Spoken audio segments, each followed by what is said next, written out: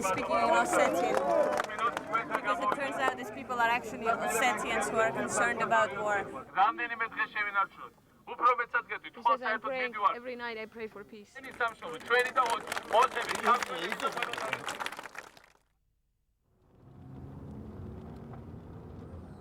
Georgia is changing rapidly. We went to an old Soviet base where British troops are now training the Georgian army in the tactics of international peacekeeping.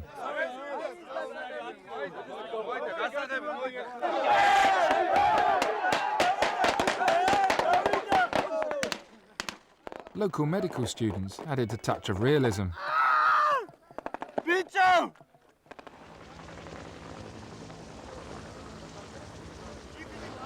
The Georgian troops here, they're obviously not training for an invasion of a small breakaway state. This is for peacekeeping operations. But this is really why the Russians are so angry, because we're here with American-trained Georgian troops. We're now training alongside British troops on an old Soviet airbase just on Russia's southern borders.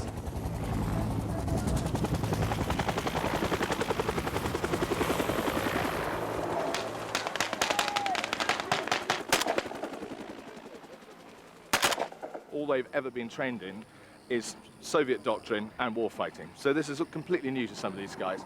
Likewise, running, structuring, planning, scoping an exercise along Western lines, along the way that the British Army does it, is also new. So the whole thing is a huge learning experience for them. Stay here, look out the windows. You look out that window, you look out that window. Stay here, okay? How's it going? Great. There, getting a little bit carried away. We should have stopped a little bit earlier on, but they wanted to take the building and they've done a good job.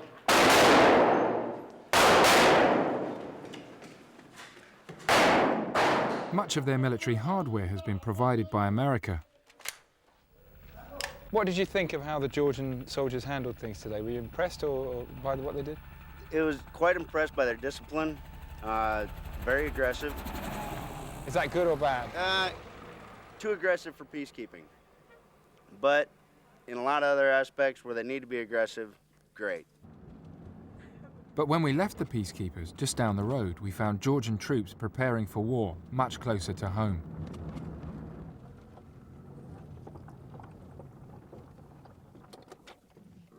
They're not even going to see us if we do it quickly. There's tanks on the other side, mate.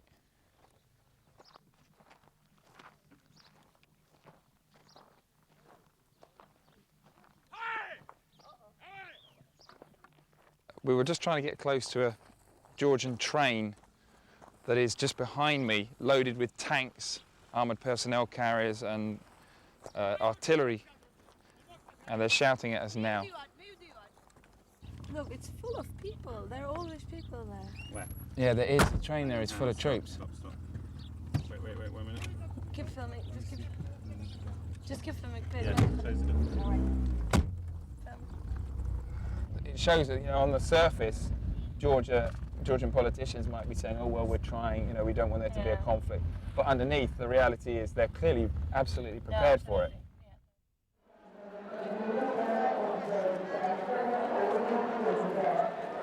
Georgia seems to have a real problem with breakaway states. We're just about to get to an overnight train west across the country to Ajaria, which is a breakaway region of Georgia that President Saakashvili has just brought back into the fold.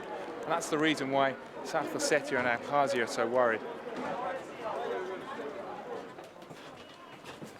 We were very lucky to get on this train, actually. And we've managed to secure the final sleeping compartment, but it's the end of the train by the toilet, so we're not sure what it's going to be like. Well, there's a bit of a stink.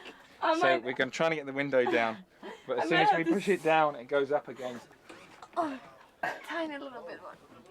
Oh, there we go, okay. Okay. Oh, we're right.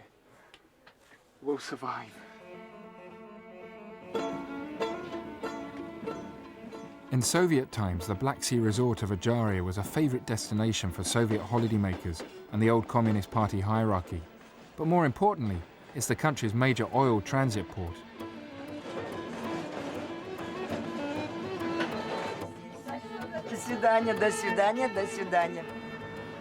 Ajaria spent a decade as a breakaway region under the rule of Aslan Abashidze, a corrupt local politician, before President Saakashvili took it back.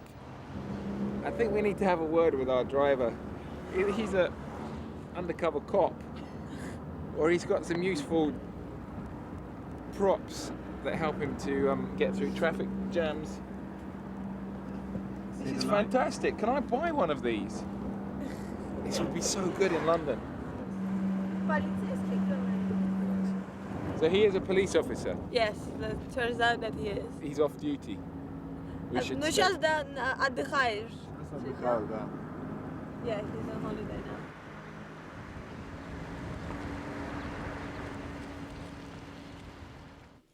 Natalia took me to Abkhazie's home, which he left in a hurry when the people turned against him. She'd been here before. I was actually in this room 8 hours after he fled to Moscow after the revolution, and it looked very different. It looks so cleaned up now.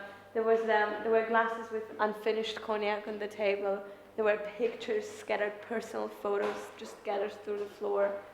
There were plastic bags with toothbrush and underwear, just personal things, boxer shorts of the ruler of Ajaria laying on the floor. It was amazing. Look at that.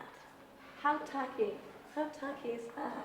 Is this one of those ones that light up? I think so. Let's try.